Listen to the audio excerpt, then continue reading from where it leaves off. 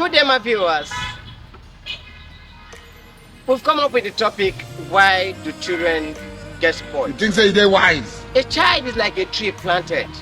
Back in those days, during the 80s, during the 90s, I was seeing a child doing the wrong thing. What do? They call the child and trim that branch. When the tree will end up becoming what? Bent. And as a matter of fact, any tree that is bent, does it have any importance? No. So as a matter of fact, back in those days when we were in secondary school, they correct us in primary school, in secondary school, and every other place. Even back then, in Sunday school, you will see them beating us, and our parents will not say anything. In the school, they beat us and will come back injured. Our parent doesn't do anything about it. But in our current days, guess what? If you want to trim a tree, what do? You cut the branches. If a child is trying to behave as if he's going the wrong way, what do? You cut that tree so that it will be straight for some time. And the next thing you need to do is to do what? Allow every other person to take care of them. But guess what today? Because of the pain that women went through in child labor, if you touch their child, they will be so angry, they will be wild at you. Is that meant to be? When I was growing up, guess what? I was beaten one fateful day by a woman, and what do I do then? It was so simple. I was meant to go to school and I was hiding somewhere. When the woman caught me, guess what?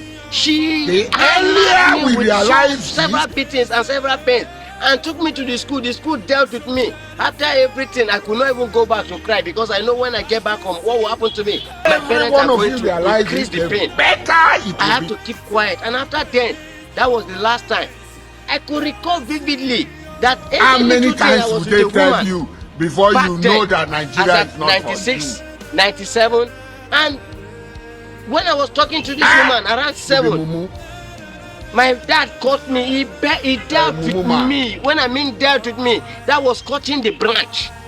But today, if a child is with a woman, he will say this is a normal thing. Parents, you don't papa a child because the Bible says what? Spare the rod and spoil the child. Why are we no longer using that rod that the Bible talks about? Have the Bible changed? So parents, in conclusion is telling you today, let's go back into those days where you stand with a man, any other man look at your woman, sees you and they knows you. What they do from that very secret place that you're standing, they begin to hammer you. Let's go back to those generations. A child today will carry phone. Parent doesn't care about what they look at, what they are doing with the phone. All they do, they give them, and then what they do is to watch porn and then watch things that are not relevant. Please, parents, it's high time we go back to the olden days where you go, you send your child to go and then learn a skill. If the child is coming back late, you dealt with that child. Let's go back to those days. And I believe with that, the world will have a meaning once again.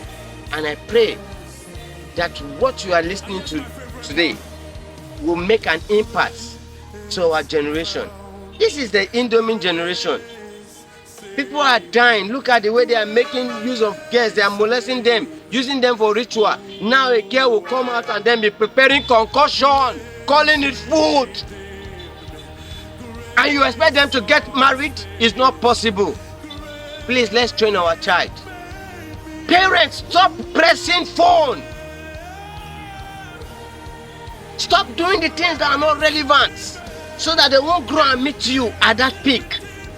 So how are you training your child? Think about it. If you know there's a best way for us to train a child, please drop it at the comment section. Share it, like it, and do what?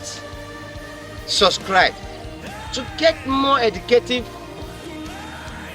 vibes like this. See you some other time. Thank you very much.